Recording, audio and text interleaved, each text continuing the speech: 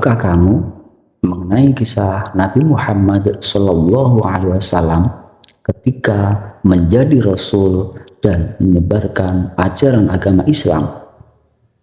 Nah, untuk mengetahui kisah-kisahnya, simaklah materi berikut dengan seksama.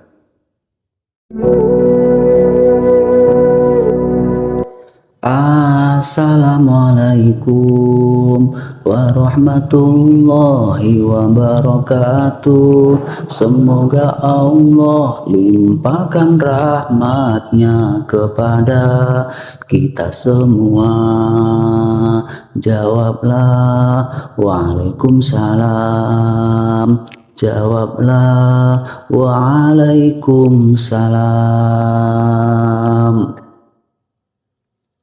Selamat pagi anak-anakku yang berada di rumah. Bagaimana kabarnya hari ini? Alhamdulillahirabbil alamin. Semoga kita semua selalu dalam keadaan sehat ya. Pada hari ini kita akan mempelajari mata pelajaran PAI dan Budi Pekerti bab 10 dengan tema Nabi Muhammad Rasulku. Di sini Bapak akan membahas tentang Nabi Muhammad SAW menerima wahyu yang pertama. Sebelum kita bahas lebih lanjut, kita cek dulu yuk KD-nya.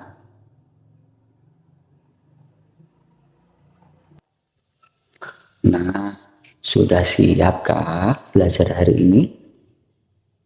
Kita awali dulu dengan mengucap doa bersama-sama ya.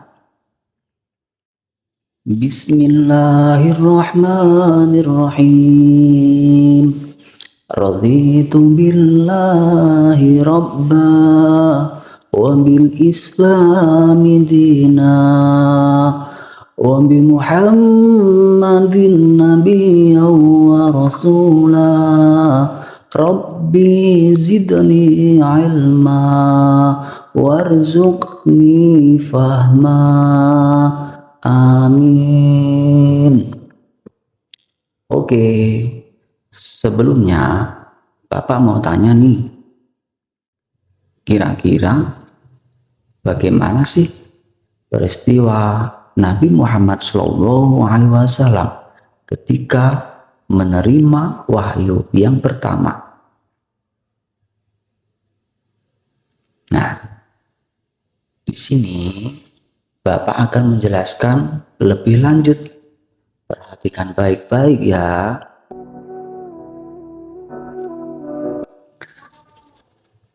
Nabi Muhammad SAW adalah Nabi dan Rasul terakhir yang diutus di dunia ini. Kelahirannya sudah tercantum dalam kitab-kitab terdahulu. Alam semesta beserta isinya menantikan kelahiran Rasul yang mulia tersebut ke dalam dunia. Karena beliau akan membawa kedamaian dan cahaya petunjuk bagi seluruh umat manusia. Nah, ketika Nabi Muhammad SAW berusia 40 tahun, beliau mengalami peristiwa yang sangat luar biasa, tepatnya pada tanggal 17 Ramadan atau 6 Agustus 611 Masehi. Waktu itu Nabi Muhammad melihat cahaya yang benderang di Gua Hiro. Dikisahkan bahwa malaikat Jibril muncul dengan cahaya yang membutakan di hadapannya. Nah, malaikat Jibril itu siapa, anak? Nah, betul.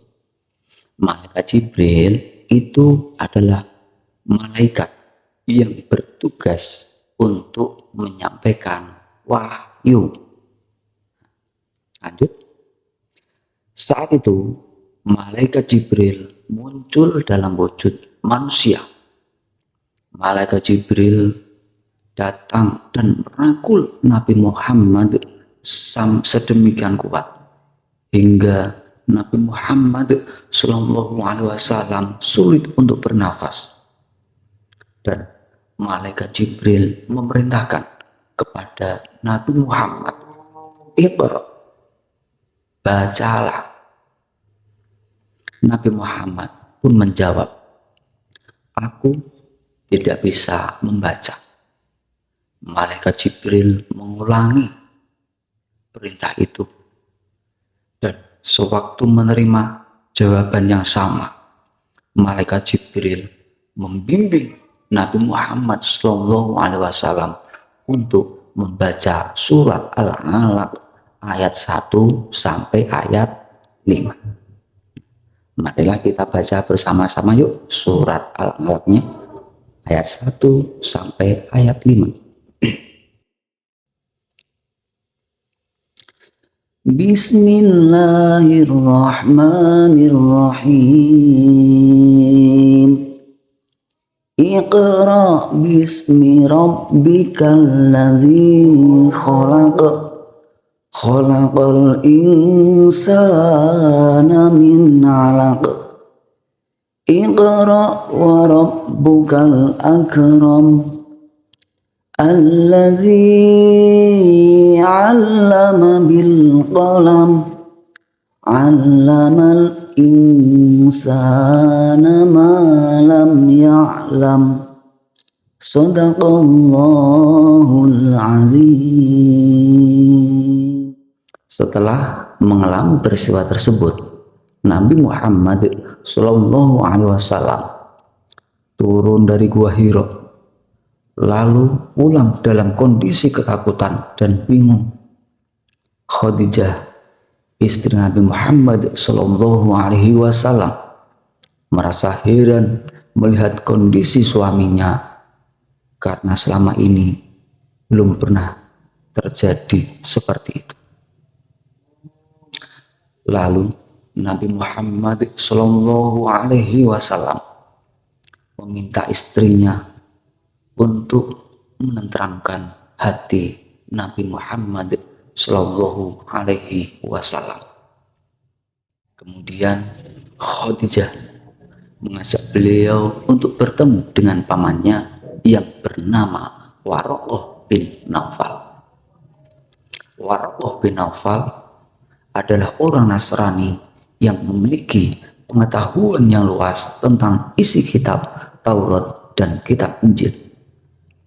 Waraqah berkata, "Yang datang kepadamu adalah An-Namus Al-Akbar atau malaikat Jibril yang pernah datang kepada Nabi Musa alaihissalam.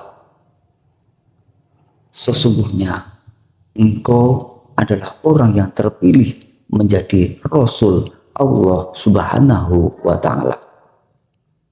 Kaum akan mengatakan bahwa engkau penipu. Mereka akan memusuhimu, melawanmu, dan membuangmu. Sungguh, bila aku masih hidup sampai waktu itu, aku akan membela." Peristiwa penerimaan wahyu pertama di Gua Hira itu terjadi pada tanggal 17 Ramadan. Nah, sampai saat ini pada malam 17 Ramadan, kita semua memperingati malam apa, anak-anak? Malam Nuzul Quran atau malam lahirnya Al-Quran, sebagaimana seperti yang saya kisahkan tadi. Kenapa kita semua diperintahkan untuk selalu mengingat peristiwa tersebut? Agar dapat mengambil hikmah yang terkandung dalam kejadian peristiwa tersebut. Selanjutnya kita mengamalkan wahyu Allah Subhanahu wa Ta'ala yang berupa Al-Quran, kitab suci bagi umat Islam. Allah Subhanahu wa Ta'ala telah memilih dan mengangkat Nabi Muhammad SAW menjadi Rasul atau utusannya untuk menyebarkan kebenaran pada umat manusia.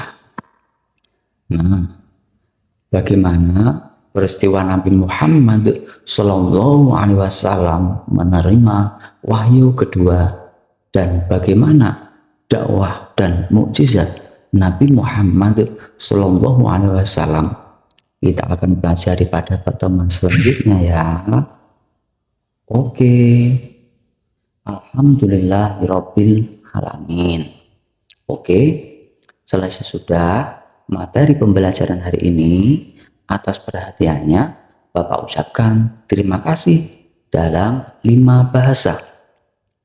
Terima kasih, gracias, thank you, arigato, kumau, atur nuwun, wallahu muwaffiq ila aqwamit thoriq. Akhirul kalam, wassalamualaikum warahmatullahi wabarakatuh.